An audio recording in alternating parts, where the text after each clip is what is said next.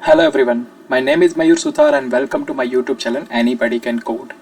In the year of 2020-22, I have completed the full Python tutorial for the beginners. I have combined all the tutorials into one video and it is around 3 hours video.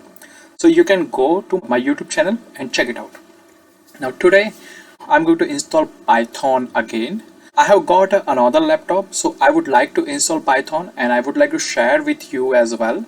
So let's get started. First, I'm going to open any browser, Firefox, Google Chrome, Microsoft Edge, anything, and I'm going to jump to the website python. Just type the Python, and here I'm going to see the python.org. Now I'm going to click on the welcome to Python.org. Okay. And I will enter into the website. Once I enter into the website, I can see here about, download, document, community, success story, news and event. So I'm going to hit the download button.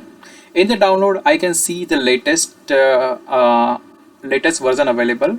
If I want to download the previous version, I can go to the view the full list and download the older version as well. But I'm going to stay with the current version. So I'm going to click on Python 3.11.2. Once I hit, it is going to start the download, and here my Python executable file has downloaded. Now I'm going to hit that executed file. Once I hit the executed file, I can see here the initial screen of installation Python. How we want to install? Do we want to install its default as Python recommend, or we want to customize? So I want to install it default. Now I'm going to add my Python exe to path as well. It is necessary, otherwise you are unable to access Python from anywhere. So I'm going to click this this checkbox, add Python exe to path. After that, I'm going to just install it default. Once I install the default, it is asking me something.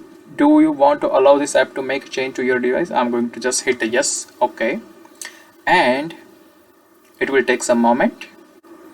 Okay, so here we can see the setup was successful. That means my Python has been installed into the system. Now how we can make sure whether it's installed or not? So I'm going to just close everything, go to the start button, and inside the start I can see here my Python IDLE, even the Python Python program as well. Here I can just click and it is going to open same as the terminal where we can write down our code. So first I'm going to write down is print function. Inside the print function I'm going to write down the string hello world and close the bracket parenthesis and hit the close the parenthesis and hit the enter. And here I can see my output of the code is a hello world. That means our Python has installed very well.